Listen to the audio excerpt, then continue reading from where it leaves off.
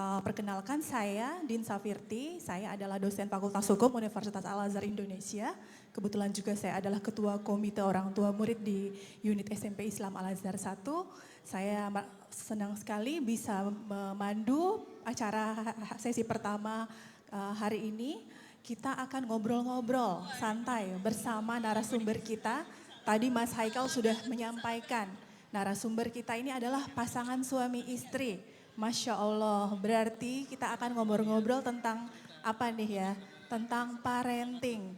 Jadi Bapak Ibu sekalian, parenting dari narasumber kali kita hari ini itu agak berbeda dari yang biasanya. Ya, kalau biasanya kita itu di rumah yang menjadi ibu rumah tangga itu ibu-ibunya, bapaknya bekerja, tapi di narasumber kita hari ini itu konsep parentingnya berbeda. Ya, justru peran ayahnya yang sangat banyak, bisa dibilang stay home dad, seperti itu. Itulah kenapa kita mengundang narasumber kita hari ini.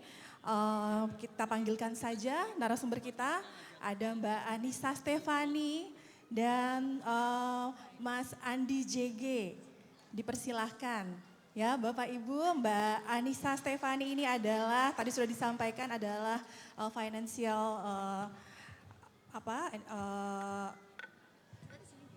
financial planner, dan Mas Andi JG ini adalah certified professional coach dan play therapist. Assalamualaikum Mas Andi JG atau Mas JG ya. Bismillah. Waalaikumsalam warahmatullahi wabarakatuh. Assalamualaikum Mbak Anissa. Waalaikumsalam warahmatullahi wabarakatuh. Apa kabar ibu-ibu? Bener ya ibu-ibu semua ya? Ada bapak-bapak nih gak disapa nih. Apa kabar bapak-bapak? Biarin bapak-bapak aku yang nyapa lah. Assalamualaikum bapak-bapak. Alhamdulillah seneng banget sih kalau aku ya lihat bapak-bapak banyak banget yang benar-benar mau belajar. Biasanya ya bapak-bapak kalau aku ada acara parenting yang datang-datang tuh biasanya ibu-ibu semua. Aku tuh paling ganteng biasa sendiri. Sekarang aku banyak saingan di sini, ternyata yang lebih ganteng banyak. Masya Allah ya. Baik, kita mulai ya. Mulai nih Mas JG sama Mbak Anissa, diceritain ke kita dong. Ini kan luar biasa ya, konsep parentingnya sangat berbeda ya dari yang ya Indonesia gitu kan, mayoritas kita patriarki ya. Ini biasanya tuh kita kalau orang tua mau ibu-ibu ya mau minta tolong suami aja masih agak sungkan loh. Tapi ini gimana nih untuk latar belakangnya kok bisa sampai akhirnya memilih konsep parenting seperti ini, lika-likunya seperti apa, tantangannya seperti apa, boleh nggak diceritain? Oke, mungkin kita perkenalan dulu sedikit kali ya. Selamat pagi Bapak Ibu semuanya, aku Anissa Steviani dan aku sejak 2013 sejak hamil itu sharing parenting di blog. Kebetulan pada saat itu kami punya akses ke psikolog anak sehingga ilmu-ilmu yang kami dapat ke psikolog anak setiap 3 bulan itu di-share juga di blog. Jadi Bapak Ibu di sini kalau ternyata hari ini banyak dapat insight dari kami, mungkin itu juga dari Mbak Dini dan Mas Dimas Seto, boleh banget kalau mau di-share supaya bisa jadi perpanjangan ilmunya ya buat orang lain juga gitu. Nah menjawab pertanyaan itu sebenarnya Mbak Iin, dari awal kalau patriarki kayak nggak nikah gitu. Dari awal memang memilih suami yang ingin berada dalam rumah tangga yang setara gitu. Ketika kita bicara kesetaraan, orang tuh banyakannya mempersempit kesetaraan itu dengan sama-sama kerja. Sama-sama kerja artinya setara, padahal enggak loh. Setara itu jauh lebih luas daripada itu. Salah satunya adalah setara dalam pekerjaan rumah tangga termasuk mengasuh anak. Jadi kesetaraannya nggak hanya terjadi di luar rumah, tapi justru yang terpenting di dalam rumah. Karena kalau di dalam rumah kita stres, satu keluarga stres Mbak In. Betul sekali. Iya. Mau nambahin? Dari Mas JG. Jadi kalau misalnya dibilang kok aku mau ngerjain kerjaan rumah tangga gitu. Wah keren banget gitu. Banyak orang yang bilang, wih kamu keren mau ngerjain semuanya gitu. Sebenarnya gak keren bukan aku. Yang keren itu bapak aku.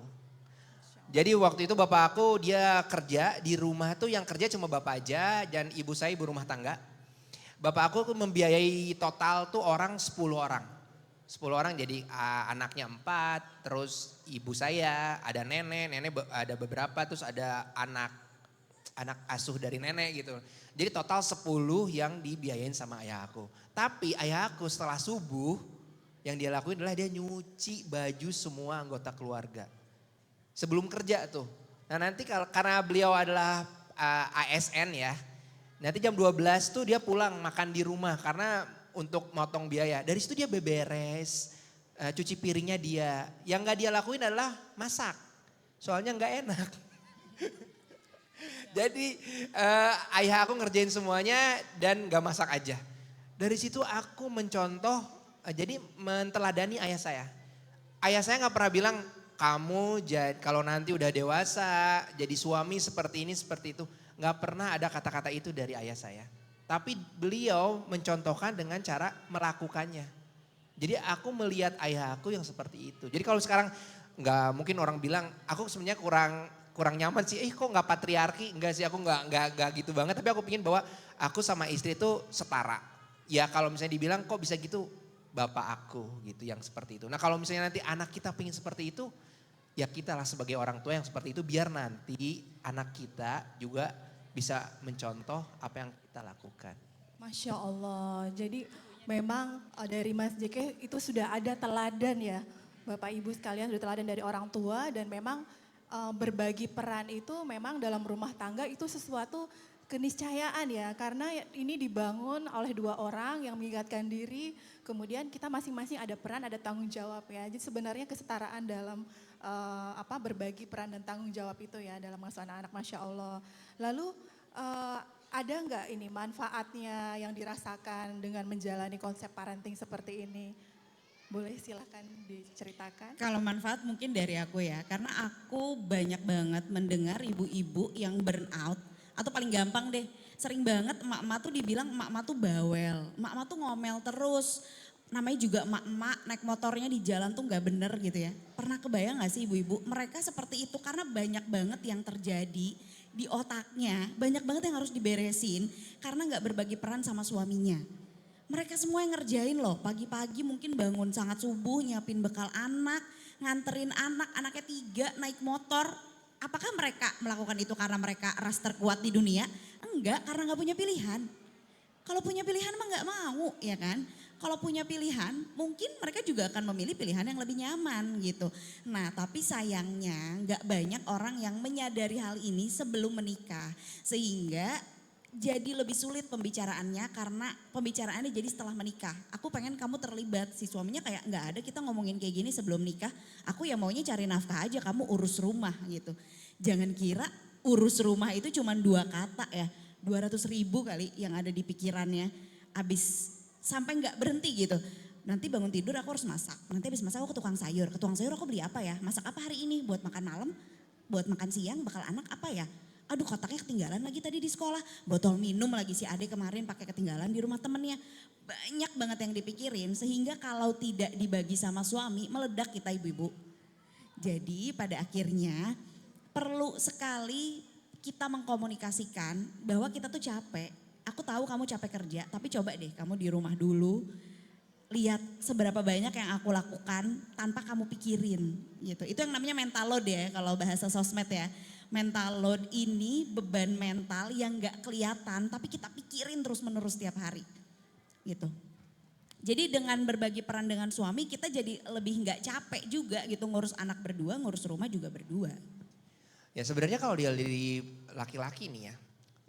Jadi misalnya ya tadi bilang bahwa kita patriarki di Indonesia dan itu bebannya juga berat banget di suami. Suami itu harus menjadi tulang punggung keluarga gitu. Gak boleh nangis, gak boleh ngeluh. Betul. Bahwa yang nyari duit harus suami, itu berat banget ya. Bayangin suami yang memang dari pagi misalnya kerjanya dari jam 7 sampai jam 5. Itu pasti berangkatnya tuh jam 6 tuh ya. Beban di kepalanya tuh ada banget, aduh kerjaan ada nih, si bos minta ini, minta itu. Bayangin kalau misalnya seorang suami gak bisa share itu sama istri, itu berat banget sih. Jadi sebenarnya kalau misalnya kita tidak berbagi peran, kita tidak sharing kepada pasangan, itu akan berat juga sih di suami. Tadi dibilang bahwa ada mental load ya. Suami aku kok di rumah abis pulang kerja tuh diem aja. Bisa jadi diem aja tapi di pikirannya tuh banyak banget. Gimana ya kalau bulan depan aku kurang ya anak aku mau masuk SD nih. Aduh yang kecil mau masuk TK gitu. Jadi mental loadnya tuh ada dipikirin sama suami. Aduh gitu seperti itu. Bayangin kalau misalnya itu dibagi sama istri. Sayang kayaknya aku lelah juga ya kerja. Gimana kalau kita kerja sama seperti apa? Apa sih yang bisa dibangun gitu? Apakah istrinya punya skill yang lain yang bisa dikerjain di rumah? Terus istrinya cerita juga, sayang kayaknya aku capek deh secara fisik ngerjain ini. Ya udah itu ya aku yang kerjain. Karena kalau secara fisik aku lebih kuat. Bayangin kalau itu di-share, indah banget sih ya di rumah. Jadi meskipun terdengar klise tapi kuncinya tetap komunikasi ya. Meskipun tidak semua orang bisa berkomunikasi tapi aku yakin semua orang bisa melatih pola komunikasi mereka kalau mereka mau. Masya Allah. Ini tadi Mbak Anissa sempat bilang nih ya, ibu-ibu tuh sehari-hari nggak berhenti ya. Itu bisa meledak nih, ibu-ibunya setuju nggak tuh? Setuju nggak yang bisa setuju gitu kan? Kenceng banget loh jawabannya. Tadi mau saya lempar, mau langsung saya potong, setuju nggak? Pasti kenceng banget, cuma saya sengaja tanyanya sekarang biar nggak terlalu kenceng teriaknya. Karena itu memang benar ya, apalagi ibu yang bekerja, jadi plus kan mengerjakan pekerjaan rumah tangga dan pekerjaan kantor. Jadi itu muter terus ya. Bayangkan kalau peran di rumah tangga itu tidak dibagi, memang itu berat sekali gitu. Kemudian juga dengan bapak-bapak ya, walaupun mencari nafkah, memang untuk kita menanamkan kayak seolah-olah suami yang harus memenuhi semuanya, itu sepertinya memang berat juga untuk pasangan kita. Baik, kita lanjut ke pertanyaan berikutnya. Nah, ini kan dalam mengasuh anak ya, anak itu kan di tiap level usianya punya kebutuhannya sendiri ya. Jadi di usia berapa dia butuh stimulusnya apa, di usia berapa dia butuh apa supaya perkembangannya optimal. Nah, dalam kondisinya Mbak Anissa sama Mas JG ini ya yang ya saling berbagi sama-sama, berarti sama-sama kerja juga sebenarnya kan, sama-sama kerja, sama-sama di rumah juga. Nah gimana nih pembagian dan pemenuhan kebutuhan anak silo ya di setiap level usianya. Ya ini kemarin kami jadikan teaser ya di Instagram untuk acara ini bahwa kami juga learning by doing gitu. Ketika seorang ibu ngurus bayi pertama kali terus dia clueless, bapak juga clueless gitu kan. Sama-sama clueless tapi kenapa beban pengasuhannya dibebankan sama ibu. Seolah-olah si ibu bisa banget nih segalanya. Enggak, ibunya juga belajar dulu gitu. Sehingga memberikan kesempatan ayah untuk belajar itu jadi krusial. Dan aku belajarnya lumayan lama Mbak Iin. Karena waktu itu kami berdua sama-sama kerja full time, sama-sama kerja kantoran, 9 to 5. Anak dititipkan di daycare. Waktu itu kelihatannya yang paling mudah adalah aku ngurus anak aja deh, aku ngurus bayi, kamu ngurus rumah. Jadi begitu sampai rumah itu aku yang mengurus semua urusan anak, aku menyusui, aku pumping, pokoknya segala urusan daycare dia tuh aku yang urus. Dia yang cuci piring, cuci baju, masak segala macamnya itu dia. Membagi tugasnya itu seperti itu. Dan aku rasa waktu itu ideal banget. Wah kita enak banget nih kerjasamanya, dynamicnya tuh enak banget gitu ya. Sampai di titik anaknya gak mau sama dia. Kok apa-apa jadi aku, minta tolong apa-apa aku gitu kan. Kan dia bapaknya, kok jadi tidak akrab gitu kan. Ya mau sih main digendong mau, tapi kalau ada kesulitan pasti cari ibunya gitu. Dan itu aku tidak mau, apalagi anakku laki-laki. Aku menyadari semakin dia besar akan semakin banyak yang momen-momen dimana dia akan lebih perlu ayahnya gitu ya daripada aku. Sehingga di umur 2 tahun itu, di momen-momen tantrum itu akhirnya aku beri kesempatan mereka untuk lebih banyak waktu berdua. Apakah lancar? Oh tentu tidak ya.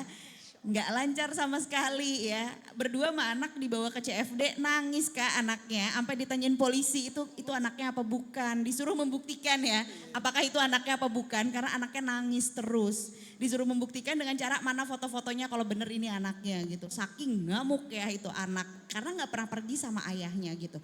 Tapi aku diamin aja, bukan aku selamatkan atau bukan aku kayak yaudah nanti lagi gak usah dia kesian daripada nangis gitu ya. Nggak kayak gitu tapi diberi kesempatan terus menerus. Dan kalau anak lagi pergi sama bapaknya gak usah ditanya-tanyain. Makannya udah belum, pampersnya udah diganti belum, ininya udah belum, udah percayain aja, dia kan bapaknya juga gitu. Jadi aku melihat kadang-kadang nih si ibu udah overwhelmed sama anaknya, tapi juga tidak mau memberikan kesempatan suaminya untuk belajar. Ya kalau suaminya nggak belajar mana dia tahu gitu kan, biarinlah dia coba belajar sendiri, mengurus anak tuh kayak apa gitu. Jadi pada akhirnya lama-lama lancar, lama-lama hidup aku ternyata makin ringan. Ternyata nggak apa-apa kok aku cuci piring sekali-kali. Ternyata nggak apa-apa aku masak juga, tapi beban pengasuhan anaknya juga jadinya dibagi dua gitu. Aku yakin kalau zaman sekarang, ini kan kita ngomonginnya 2014 ya. Nggak ada nih topik-topik kayak gini. Aku yakin kalau Bapak Ibu zaman sekarang pasti sudah lebih aware sama hal seperti ini. Karena udah banyak yang share juga. Jadi kalau anaknya masih kecil mungkin di bawah 5 tahun mungkin sudah berusaha berbagi peran tuh ya. Kayak ini nih anaknya sama bapaknya gitu kan ya. Jadi memang pasti berbeda gitu dengan pengalaman kami dulu yang nggak ada sharing-sharing parenting kayak gini. Bener banget, sekarang tuh ilmu parenting tuh cukup mudah didapatkan. Lihat aja DM bapak-bapak, DM Instagram bapak-bapak pasti dikirimin sama istrinya. Pah nonton yang ini gitu kan. Nanti tuh banyak yang harus ditontonnya, bapak tuh lagi kerja. Bentar ya mah aku meeting dulu, abis meeting aku nonton. Nanti pas pulang kerja ada review. Pah udah ada tesnya, ujiannya. Pak jadi anak kita butuhnya apa? Yang mana? Kan udah dikirim tadi di Reels. Sebenarnya itu juga seneng banget sih ada yang mudah didapatkan ilmu. Karena nanti ilmu yang dimiliki oleh suami sama istri itu gak jauh beda gapnya tuh. Bayangin kalau kamu udah ngomongin kesehatan mental tapi pasangan kamu di bawah gitu. Nah itu tuh susah tuh, ada gap yang memang harus dikejar. Tapi setiap hari kamu ada dapat ilmu di share lewat Reels, di rumah diobrolin gitu, terus nanti ada review gitu. Nah itu mempermudah bapak-bapak juga untuk mengerti gitu. Dan juga kalau misalnya bapak-bapak dapat sesuatu yang lucu dikirim ke ibu, ibu juga nonton dong ya. Nanti kan lucu-lucunya sama tuh, bukan tentang parentingnya aja tapi level kelucuannya jadi sama. Dan tadi tambahan juga bahwa bener banget bahwa anak itu harus dekat bukan hanya sama ibunya atau sama bapaknya, tapi harus dekat keduanya. Tapi nanti masuk masa remaja, let's say kita SMP aja ya, itu harus lebih dekat ke yang gendernya sama. Anak laki-laki harus lebih dekat sama bapaknya. Karena di situ fase anak bagaimana melihat role model ya. Menjadi laki-laki itu seperti apa, bukan hanya sekarang tapi nanti di masa depan. Jadi anak perlu juga secara mental melihat dirinya itu di masa depan seperti apa. Bayangin kalau misalnya dia gak dekat sama bapaknya. Dia gak bisa membayangkan gimana dia di masa depan. Begitu juga perempuan. Bagaimana sih aku di masa depan, kini dan nanti. Yaitu dapatnya dari ibunya. Jadi pengasuhan tetap dua-duanya dapat dari ibunya. Oh aku dapat seperti ini ya ternyata perasaan wanita gitu. Oh begini ya perasaan laki-laki, oh begini ya aku di masa depan. Seperti itu sih. Masya Allah ya, luar biasa. Kita kalau urus anak ya, rumah tangga itu ya, setiap hari itu gak ada habisnya ya. Tadi seperti Mbak Anissa bilang tuh, yang hari ini kita udah mikirin untuk besoknya, besoknya lagi gitu kan. Sampai kadang-kadang ya Bapak Ibu ya, kita lupa kalau rumah tangga itu gak soal urusin rumah tangga dan anak aja. Tapi juga bagaimana kita merawat hubungan kita dengan pasangan kita. Nah ini kita pengen tahu nih coba tipsnya dari Mbak Anissa sama Mas JG untuk merawat sparks hubungan itu tetap ada gitu biar tetap seperti zaman pacaran mungkin ya. Itu seperti apa karena pasti seideal-idealnya pasangan kita nih sesuai keinginan kita pasti secara individu, secara personality pasti ada aja ya tiap orang tuh ada green flagnya, ada red flagnya gitu kan. Punya kebiasaan-kebiasaan kalau ngambek, ada ibu-ibu ngambek, ngamuk-ngamuk lempar piring gak gitu. Atau ada mungkin yang diam 1000 bahasa, gak ada kata pokoknya sampai berhari-hari gak mau ngomong gitu. Kayak gak kenal gitu ya, padahal kenal banget gitu. Itu seperti apa? Oke, jadi aku mau tanya dulu nih sama bapak-bapak sama ibu-ibu di sini. Kapan kalian terakhir pacaran? Berdua, gak ada anaknya, coba kapan? Inget gak? Siapa yang pacaran terakhir tuh minggu lalu, coba angkat tangan deh. Semalam ada, coba dari seminggu terakhir aja pacaran berdua ada berapa orang? Coba kalau angkat tangan. Seminggu 3 kali. Lebih banyak yang gak pacaran ternyata ya. Jadi perlu banget pacaran. Pergi ke Oyo itu boleh sama pasangan, halal. Gitu. Direkam langsung kirim ke suaminya ya. Berduaan, makan bareng, atau enggak minimal naik motor, boncengan, pelukan, beli martabak. Ya ke depan gitu. Ya saya aku bikin martabak telur yang mana? Yang spesial sambil dipeluk sama istri. Waduh kayak enak banget ya. Dan ketika kita berduaan sama pasangan, yang diobrolin juga obrolan dewasa. Tapi ketika kita ada anak, kita obrolin tentang anak terus. Bahkan kalau misalnya kita sama anak pasti mengganti suara kita ya. Kalau anaknya masih kecil tuh, iya sayang kamu lagi apa? Gitu kan, high pitch gitu kan. Kitanya jadi lucu. Tapi kan kita enggak sama suami, iya sayang, kamu enggak kayak gitu kan. Terus suaminya juga, iya sayang, enggak juga dong kan. Nah kita menjadi diri kita sendiri dan menjadi dewasa. Selain itu juga kita harus mengisi diri kita sendiri dengan tangki cinta untuk kita sendiri. Nah kapan terakhir kalian ngerjain hobi kalian? Coba ada yang ngerjain hobi kalian seminggu yang lalu itu kalian ngerjain hobi kalian. Yang kalian suka ada gak? Hampir gak ada kan ya, di sini gak ada ya. Nah itu penting juga selain sama pasangan, ngisi diri sendiri dengan hobi. Kalau misalnya suka pound fit kan katanya gitu ya. Gaskeun tuh kalian olahraga untuk sendiri. Kalau kalian suka merajut, lakuin merajut. Dan itu dibuka secara rutin. Nah kalau aku sama istri ada tuh, kita di kalender kita ada pacaran. Jadwal pacaran harinya apa, jam berapa tuh ada, seminggu sekali, itu minimal. Iya dan aku paham gak semua orang bisa itu karena kapan waktunya gitu kan. Aku kerja pulang malam, ini tuh sebenarnya nggak punya waktu sama sekali. Sama kami juga dulu nggak punya waktu sama sekali, sama-sama kerja full time juga. Dan ternyata memang harus dengan intensi. Jadi dulu waktu belum bisa, kalau sekarang kan sama-sama kerja fleksibel ya, jadi lebih gampang atur waktunya, tinggal blok kalender. Manajernya dia udah nggak bakalan naruh kita jadwal di blok pacaran itu. Tapi dulu waktu sama-sama kerja, itu yang kami lakukan pertama, teleponan. Jadi komunikasinya jalan terus, sehari itu bisa 14 kali ternyata pas kita lihat-lihat ya. Jadi gini, on the way ke kantor, jadi kan ke kantor nganterin aku, abis itu dia naruh anak di daycare. Nah on the way dari daycare ke kantor itu teleponan. Itu adalah momen pacaran juga tuh, ngomongnya cuma berdua, gak ada anak, di kantor juga masih sepi, masih pagi, dia di jalan. Itu kami teleponan. Atau di momen-momen yang kayak lagi jalan makan siang dari kantor ke Pujaseranya, teleponan juga. Jadi dulu itu lebih banyak ngobrol di telepon. Sama kalau memang suka satu hal, kayak misalnya dulu kami suka banget nonton bioskop, ada satu chain film yang kami tuh harus nonton banget gitu ya semua. Kalau dia ada di bioskop itu kami cuti. Bener-bener bukan cuti buat liburan, tapi cuti dari kantor, anak taruh daycare, lalu kami berdua nonton bioskop aja, makan siang gitu. Nah itulah yang biasanya orang gak kepikiran untuk lakukan karena ngapain cuti cuma nonton bioskop.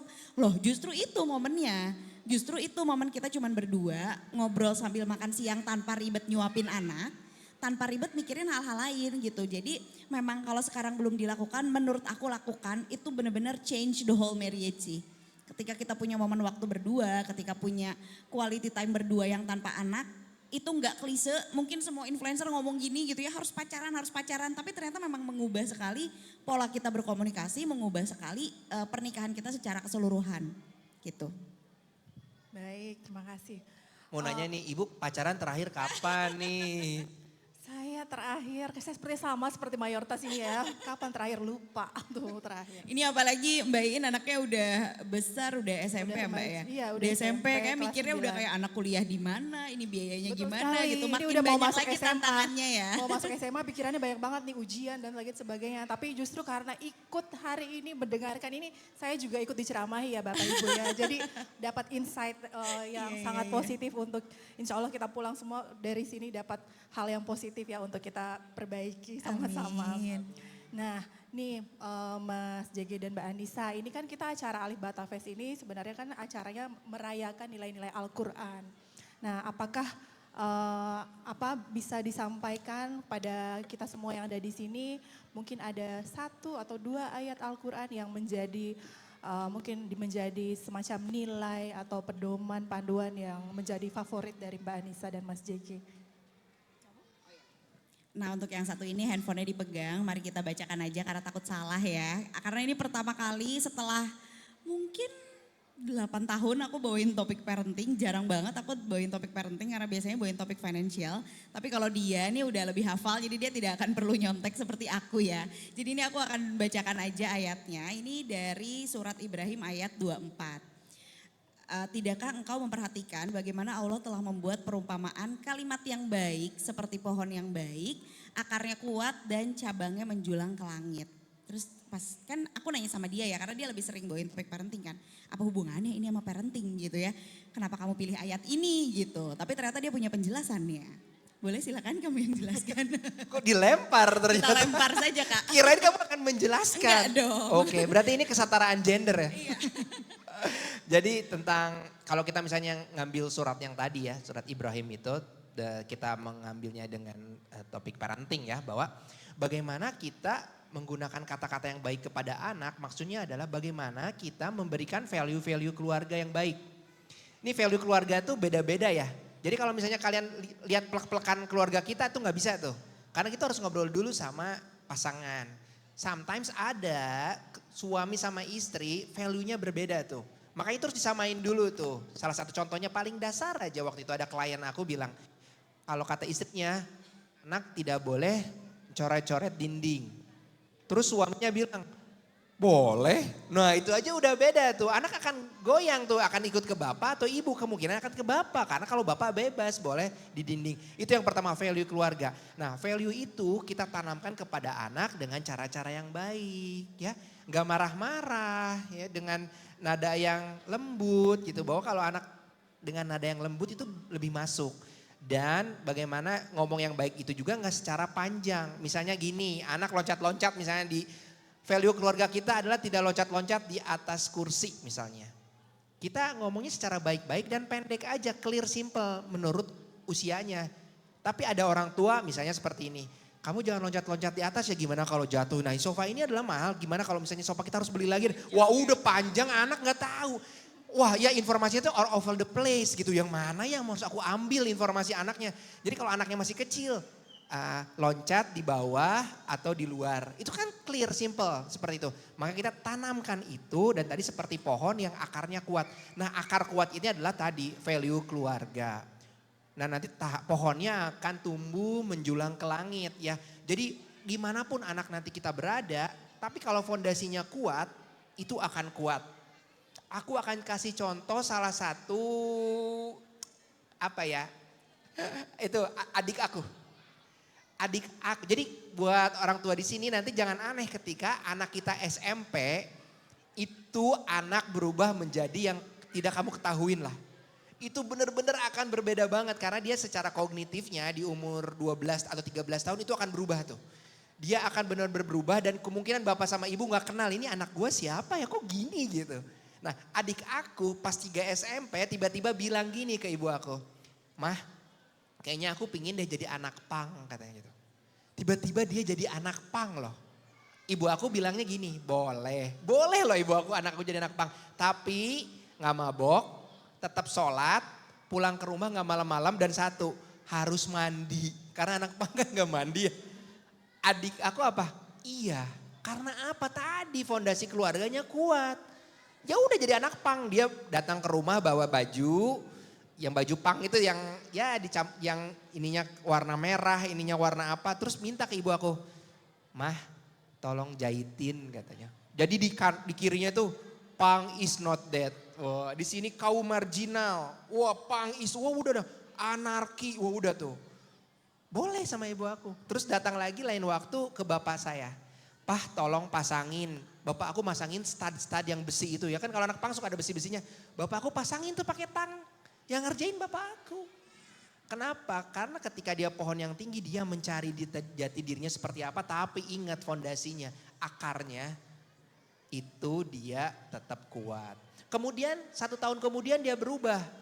Mah aku pingin jadi anak ska katanya. Ska berubah total tuh, dia pakai jas, pakai dasi, dia mah minta duit kemana, mau ke thrift store katanya, ke baju-baju bekas untuk nyari dasi. Berubah jadi anak pang, celananya ketat, kalau buka celananya harus pakai kresek. Susah banget tuh, dia harus pakai kresek baru celananya bisa keluar. Terus ibu aku bilang apa?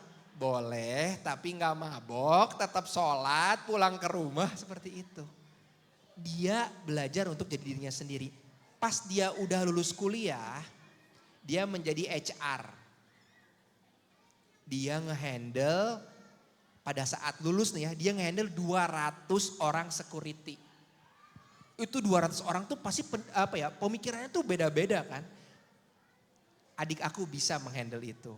Karena dia udah belajar bagaimana mengambil keputusan pas tadi di SMP dan SMA itu. Ketika dia menjadi anak pang. Itu aku belum ceritain yang lain ya, ada tiba-tiba dia ke rumah bawa ular. Aku pingin jadi pemelihara binatang. Itu tuh beda-beda banget. Ibu aku kayak, iya boleh tapi kamu tetap nggak minum minuman keras, tetap boleh kamu punya ular gitu kan. Kayak itu fondasinya kuat. Akhirnya buahnya itu ketika dewasa adalah dia mampu menghandle orang 200 orang banyak.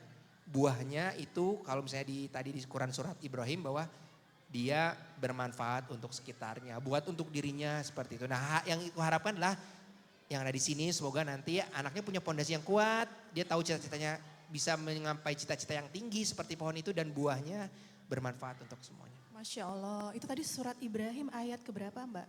Ayat 20 lupa saya Mbak. Ayat Oh, iya. 23 sampai 25. Surat Ibrahim ayat 23 sampai 25, kita catat ya. Itu perumpamaan pohon akar sampai tumbuh menjadi pohon yang rindang dan bermanfaat untuk lingkungan sekitarnya. Itu memang perumpamaan yang tepat dalam hal pengasuhan anak, pendidikan anak. Saya suka sekali. Tapi Terima kasih. Ya, sesi tanya jawabnya berakhir, kita masuk ke sesi selanjutnya nih. Saya yakin Bapak dan Ibu yang ada di sini mungkin ada pertanyaan, boleh, tapi karena waktu mungkin hanya 2 pertanyaan saja. Boleh biar adil ya, biar setara, 1 dari bapak-bapak, 1 dari ibu-ibu mungkin. Ibu-ibunya boleh yang kerudung pink ya. Bapak-bapak ada Pak yang mau bertanya? Nanti itu kayak bapak ada ujian dari rumah, bapak-bapak siap-siap, dari ibu makin ada ujian, bapak nyatet apa tadi gitu. Assalamualaikum warahmatullahi wabarakatuh. Saya mau Waalaikumsalam nanya, warahmatullahi wabarakatuh. kira-kira selama dalam pernikahan Bapak Ibu gitu, ada intervensi dari keluarga, baik keluarga orang tua kandung maupun mertua, tanggapan kalian itu berdua itu kayak gimana? Terus waktu awal-awal menjadi new mom, pernah nggak sih depresi gitu misalkan karena misalkan berbeda pendapat atau ada intervensi dari keluarga atau kayak gimana. Terus cara mengatasi biar nggak depresi pasca melahirkan gitu itu kayak gimana. Terima kasih. Terima kasih Bu pertanyaannya. Yang pertama, kebetulan kedua orang tua kami itu cukup menghargai kami itu sebagai orang dewasa. Itu kan banyak orang tua atau mertua yang dalam tanda kutip gagal menyadari kalau anaknya itu sudah dewasa sehingga tidak perlu lagi diatur-atur seperti saat dia anak-anak atau remaja gitu ya. Nah, kedua orang tua kami menghargai kami sebagai orang dewasa, tapi pun kami berdua sejak awal memang setting boundariesnya bahwa ini hidup kami berdua, pernikahan kami berdua, kami bertanggung jawab atas ini. Jadi so far itu hanya minta doa bukan minta izin. Jadi semua keputusan-keputusan rumah tangga itu kami FYI aja. Bu aku mau ini ya, doain ya. Sama dia juga, bu aku mau ini, emang aku mau ini ya, doain ya gitu. Jadi gak pernah minta izin atau berdiskusi. Karena aku rasa meskipun banyak orang yang merasa berdiskusi dengan orang tua tuh baik gitu ya. Tapi kalau aku dan suamiku merasa kalau diskusi duluan banyak bapernya sebenarnya. Karena orang tua itu gimana pun nganggap kita anak ya. Mereka udah setua apapun, kita udah setua apapun, kita tetap dianggap anak-anak gitu. Jadi bukan tipe yang berdiskusi sama orang tua. Ya kalau misalnya mau beli rumah ya udah beli rumah sendiri aja gitu. Nggak usah diskusi segala lokasinya di mana, pertimbangannya apa. Kami berdua nggak melakukan itu dan untungnya kedua orang tua sama-sama begitu ya. Untungnya itu. Dan yang kedua, komunikasinya berjalan sesuai alurnya masing-masing. Jadi kalau dia ada masalah sama ibu aku, dia bilang ke aku yang ngomong ke ibu aku. Nggak bisa dia ngekat, dia ngomong ke ibu aku tuh nggak bisa. Arahnya nggak begitu. Pun sebaliknya, ketika mamanya kenapa gitu ya, aku yang bilang sama dia ngomong sama mamanya. Jadi nggak bisa aku cut langsung ngomong ke mamanya tuh nggak bisa. Satu romantisasi pernikahan yang aku kurang srek adalah ketika kita menikah, mama mertua kita adalah mama kita. Enggak. Selamanya dia mertua kita, bukan orang tua kita. Jadi memang tidak perlu dianggap sebagai ibu kandung juga. Sehingga dengan demikian hubungannya jadi saling menghormati. Saya menghormati mama sebagai mama mertua saya, bukan sebagai ibu saya. Beda banget soalnya. Ketika dihormati sebagai ibu, konfliknya jadi ada. Kita kan ke ibu sendiri gampang banget ya, kayak kenapa sih bu gitu, pokoknya kayak komunikasinya beda gitu kan. Nah kalau ke mertua kayak gitu juga itu yang biasanya jadi konflik. Jadi memang yang pertama komunikasi suami istri harus lancar, kita diskusikan alur komunikasinya seperti apa. Yang kedua setting boundaries harus jelas. Yang ketiga ini semua akan lebih mudah kalau tidak ada intervensi keuangan dari orang tua atau mertua. Maka itu yang kami lakukan. Dulu ini aku sering cerita ya kalau di kelas finansial ya. Dulu hidupku enak banget, mobil dikasih sama orang tua, segala fasilitas orang tua tuh lengkap. Sampai aku menyadari ini kamera dibeliin ayah, laptop dibeliin ayah, aku gak pernah beli apa-apa sendiri gitu kan. Ketika menikah semua fasilitas dikembalikan, kembali pakai motor Supra butut ya. Aku baru menyadari kayak aku gak punya apa-apa dan aku tetap menjaga itu, gak minta balik mobil kayak minjem dulu deh mobilnya aku gak punya mobil gitu. Aku gak melakukan itu supaya tidak ada intervensi finansial dari orang tua sehingga mereka juga menghargai kami, perjuangan kami berdua. Beli mobil tua sampai sekarang mobilnya udah gak tua-tua banget gitu ya. Mereka menghargai itu jadi juga menghargai segala keputusan-keputusan yang kami ambil gitu. Dan yang aku rasain banget adalah kalau misalnya tadi kan bahwa kita hubungan harus tetap baik.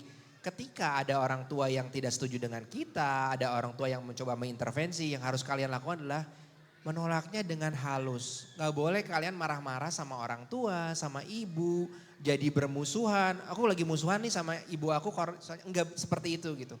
Kita punya batasan yang baik bahwa orang tua tidak bisa mengganggu keputusan-keputusan kita. Tapi saat kita menolak orang tua itu harus dengan yang baik, perkataan yang baik, tidak marah. Semuanya harus dijelaskan dengan baik. Tapi kalau orang tuanya tetap kekeh, gak mau ya gak apa-apa. Orang tua tuh punya keinginan sendiri ya kita juga punya keinginan sendiri.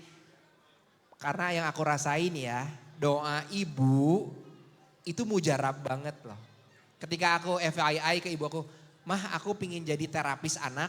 Ya ampun ya itu doanya ya, doa dari ibu aku tuh kerasa banget. Wah Masya Allah itu kerasa banget. Bayangin kalau aku bilang sama ibu minta izin dan ibu aku tidak mengizinkan misalnya. Itu doanya gimana coba? Makanya penting banget kita punya value keluarga sendiri, punya boundaries. Nah jadi hubungan dengan orang tuanya baik ya. Pokoknya hubungan sama orang tua tuh harus baik, gak boleh tidak baik gitu ya. Jadi kalau misalnya nanti orang tuanya gak setuju, jelaskan dengan kata-kata yang baik. Kita harus tetap memuliakan orang tua lah ya. Jadi buat bapak-bapak nih ya, kalau ingin sesuatu, punya goals gitu ya. Minta doa dari istri sama ibu, itu tuh mujarab banget. Mujarabnya tuh mujarab banget, aku udah ngerasain gitu.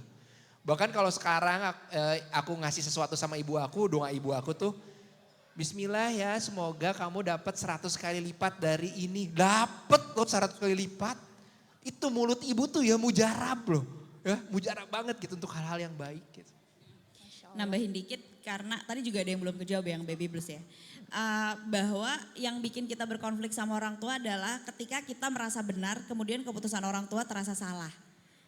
Kenapa sih kok kayak gitu sih mah harusnya tuh begini gitu. Padahal gak apa-apa loh orang tua tuh menjalani takdirnya sendiri, menjalani pengalaman-pengalaman hidupnya yang tentu berbeda sama kita.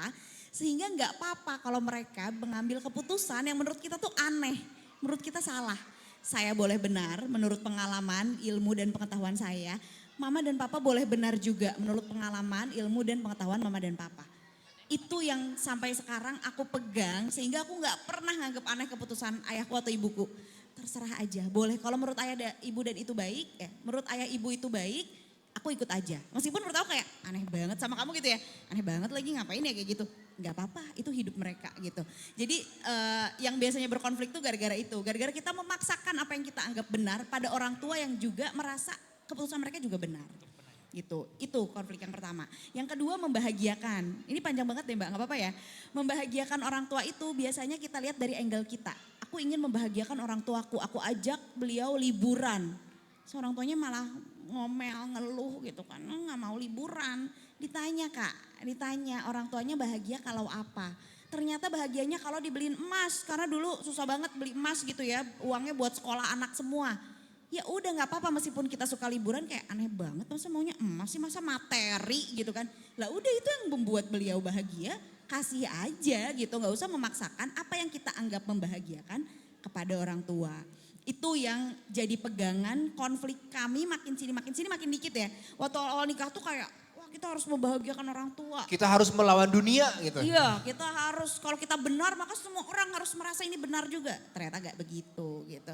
Nah termasuk soal baby blues nih. Aku baby blues dan ternyata kalau kita telusuri sekarang baby blues itu hanya terjadi 14 hari pertama setelah bayinya lahir.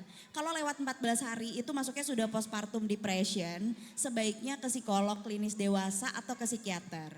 Gitu ya. Jadi kalau sudah lebih dari 2 minggu masih merasa depresi, mendingan ke psikolog aja. Tapi dulu kayaknya karena aku capek aja sih, karena aku ambisius ya, bener-bener apa-apa tuh punya KPI. Meskipun ibuku, suamiku udah kayak ya udahlah, nggak usah ngotot-ngotot banget lah gitu ya, pumping segala macam. Nggak bisa, aku mau pumping. Jadi kayak lebih ke baby blues karena nyusahin diri sendiri aja gitu.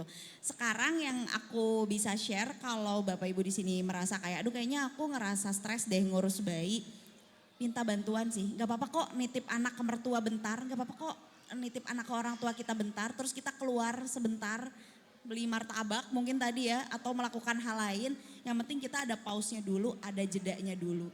Tapi lagi-lagi kalau memang sudah ada tendensi menyakiti diri sendiri, menyakiti orang lain atau merusak barang, sebaiknya minta bantuan profesional. Psikiater atau psikolog mana aja yang lebih mudah diakses, di puskesmas bisa pakai BPJS, di online itu biayanya terjangkau jadi tidak terlalu mahal, tapi minta bantuan, jangan dilalui sendirian. Masya Allah, ini jawabannya super lengkap deh ya. Makasih Mbak Anissa. Tadi yang penanya cukup ya. Ada pertanyaan dari Bapak sekarang ya, boleh. Silakan Pak.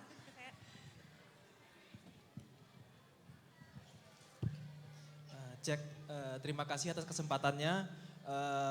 Untuk Mbak Anissa mungkin memang ini pertama kalinya saya menghadiri kegiatan Mbak, tapi saya sudah agak familiar Mbak karena istri saya sering membombardir DM Instagram saya dengan postingan Mbak.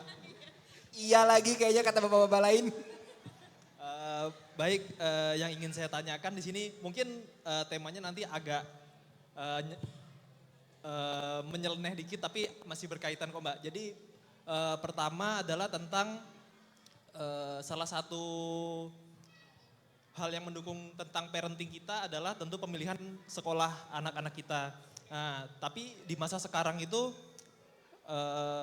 kita lebih selektif dalam memilih sekolah. Bahkan sampai ada ungkapan bahwa kita adalah generasi yang dulunya berlomba-lomba sekolah negeri, tapi sekarang berlomba-lomba menyekolahkan anak ke sekolah swasta Islam. Nah, yang tentunya anggarannya besar. Nah, hal itu dihadapkan dengan kebutuhan-kebutuhan lain di kita lah di Jakarta khususnya seperti pengen beli rumah tapi NJOP-nya sangat mahal dan lain sebagainya. Nah yang ingin saya tanyakan adalah terkait penjelasan tadi kita harus bisa menyeimbangkan antara pekerjaan dengan kehidupan kita di rumah. Bagaimana caranya supaya peran kita sebagai orang tua tetap bisa berjalan dengan baik, tapi di satu sisi finansial kita juga tetap terjaga. Mungkin itu, terima kasih. Terima kasih Mas. Tinggalnya di Jakarta ya Mas? Oke, kenapa aku bertanya tinggalnya di Jakarta apa bukan? Karena tinggal di Jakarta itu pilihan sekolah banyak banget ya. Mau yang kayak apa ada, swasta islami ada. Swasta islami yang moderat kayak sekolah anakku, school directornya gak pakai kerudung dan anaknya gak wajib pakai jilbab ada. Sekolah yang bahkan tidak bertanya agama ada. Pokoknya sekolah apapun sebenarnya ada kalau tinggal di Jakarta gitu. Jadi lebih luas pemilihan sekolah kita. Yang jadi masalah adalah uangnya yang nggak ada ya Pak ya. Uangnya nih yang agak sulit nih. Jadi pembicaraan kami berdua tentang sekolah itu selalu diwarnai konflik ya. Kami baru sadar milih preschool berantem, milih SD berantem, bahkan milih daycare dulu berantem ya kan. Kok berantem terus tentang sekolah? Baru kemarin-kemarin, benar-benar beberapa minggu lalu, beberapa bulan lalu lah ya, karena kami berdua lagi cari SMP, baru ketahuan. Ternyata berbeda tujuan atau definisi sekolah antara kami berdua. Dan itu yang perlu dibicarakan nih, yang penting bangetnya. Ternyata karena tadi dia cerita ya, datang dari keluarga yang miskin, bapaknya membiayai 10 orang, rumahnya di gang. Dia melihat sekolah itu sebagai jembatan untuk karir di masa depan. Jadi nggak apa-apa, sekolah sekarang ya udahlah, nggak usah ambisius-ambisius banget. Yang penting nanti di masa depannya karirnya bagus. Sementara aku, ayahku PNS dosen, kelas menengah, nggak pernah hidup susah kayak dia lah gitu ya. Aku melihat sekolah itu sebagai doing your best. Kalau dikasih tugas ya harus yang bagus dong kerjainnya. Kalau dikasih sesuatu tuh ya kamu lakuin yang terbaik gitu kan.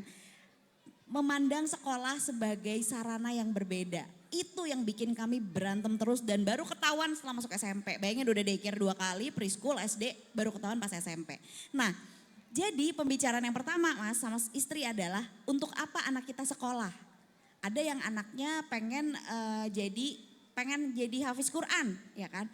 Atau pengen anaknya happy nih sekolah setiap harinya. Aku pengen anaknya apa gitu. Jadi goalsnya dulu dibicarakan sama istri. Baru kita turunin sekolahnya yang kayak apa. Karena biasanya sekolahnya dulu katanya di situ bagus banget. Nanti anak-anaknya tuh menang lomba. Kita pilih sekolahnya dulu bukan dari value-nya dulu. Value-nya dulu. Jangan-jangan gak perlu sekolah Mas. Jangan-jangan ternyata ngapain nih sekolah? Ada pelajaran ini kayaknya gak perlu deh. Makanya aku melihat sekarang banyak banget orang tua yang jadi homeschooling. Karena tidak merasa sekolah bisa mengakomodir kebutuhannya. Itu yang pertama. Nah yang kedua, udah tahu nih sekolahnya di mana. Ternyata biayanya lumayan ya berpuluh-puluh juta. Aku selalu mengingatkan kalau Bapak Ibu masih punya kemampuan untuk bayar sekolah swasta. Masukkan anak ke sekolah swasta supaya sekolah negeri kuotanya jadi lebih lowong untuk anak yang membutuhkan. Itu sebabnya sekolah negeri sekarang pakai batasan usia ya. Usianya lebih tua dimasukin duluan. Kita yang masih bisa kerja, masih dilapangkan rezekinya, yuk masukin anaknya ke sekolah swasta aja gitu. Itu dan gimana nih cara cari uangnya. Yang biasanya gak orang sadari ketika ngomongin uang adalah uang itu sama dengan waktu. Ketika kita mau uang lebih banyak maka waktunya akan tersita. Tapi kan mau sama keluarga ya kan. Nanti gimana nih keluarga jadi gak keurus. Waktu tidur ternyata yang bakalan jadi korban pertama. Jadi aku menyadari kami berdua waktu itu karena aku banyak freelance. Aku tidak pernah bekerja satu pekerjaan. Karena maunya banyak ya, pengen anak sekolah ini itu, pengen anak kelas ini itu. Jadi malam-malam tuh aku ngerjain kerjaan freelance aku. Jadi kurang lebih mungkin dalam satu malam tuh tidurku cuma 4 jam, 5 jam. Sisanya aku kerja. Dan itu ternyata terbayar sekarang gitu. Oh ternyata udah lebih enak hidupnya karena di usia 20-an aku bekerja. Berbeda dengan dia nih, dia kan kerjanya full time di kantor, udah gak ada waktu lagi ngapa-ngapain. Maka yang dilakukan adalah do the best di kantor. Kamu cerita ini atau aku? Jadi aku tuh selalu ngelakuin yang terbaik buat kantor. Kalau misalnya manajer aku minta report A, enggak. Aku kasih edit value. Reportnya A, aku tambah B, tambah C. Once dia meeting, dia punya gambaran yang lebih bagus tuh. Oh ini ya data yang dia minta itu udah lebih komprehensif. Jadi membacanya lebih mudah. Jadi aku ngasih yang terbaik. Sampai aku pernah jadi pegawai terbaik se-Indonesia. Waktu itu aku kerja di salah satu operator telekomunikasi. Aku menjadi star performance, bukan best performance lagi, aku star. Jadi beberapa orang di kantor itu se-Indonesia menjadi yang terbaik. Jadi kalau dia adalah nambah waktunya bekerjanya, nambah-nambah lagi freelance. Kalau aku kualitasnya yang aku tingkatin, biar dapat ya bonus ya, biar bonusnya bagus. Ketika performanya bagus, bonusnya bagus. Ketika bonusnya dapat dan dia juga ditambahan, kita bisa masukin sekolah anak yang memang sesuai dengan value kita. Tapi ingat bahwa gak semua sekolah bisa mengakomodir seluruh value keluarga kita.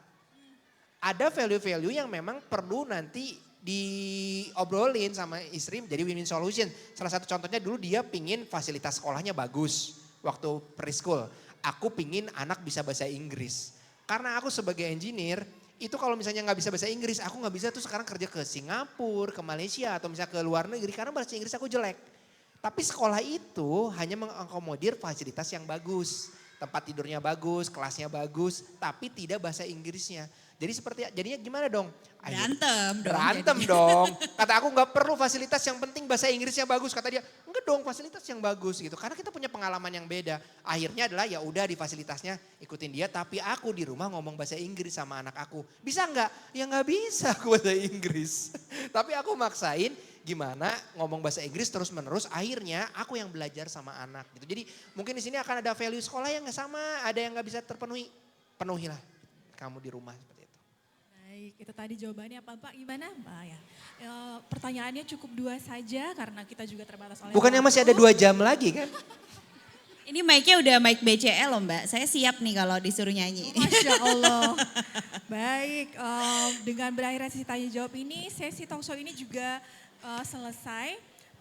Dari awal perbincangan kita dengan Mbak Anissa dan Mas JG, saya bisa ambil satu insight buat kita semua bahwa konsep parenting yang dibawakan oleh, yang dijalankan oleh Mbak Anissa dan Mas JG ini, itu saya ibaratkan tadi seperti pohon yang di surat Ibrahim ayat 23 sampai 25, Bapak Ibu sekalian kita dalam berumah tangga, mendidik anak-anak kita, kita itu seperti tanah untuk anak-anak kita.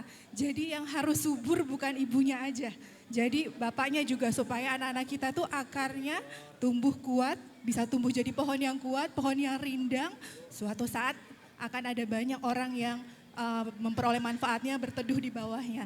Seperti itu, jadi parenting yang setara, saling bekerja sama, saling memahami satu sama lain, berbagi peran itu adalah insya Allah untuk kebaikan seluruh anggota keluarga. Saya kira itu untuk sesi parenting kita kali ini bersama narasumber kita Mbak Anissa dan Mas JG. Terima kasih banyak atas kehadirannya. Mohon aplausnya untuk narasumber kita Bapak Ibu sekalian.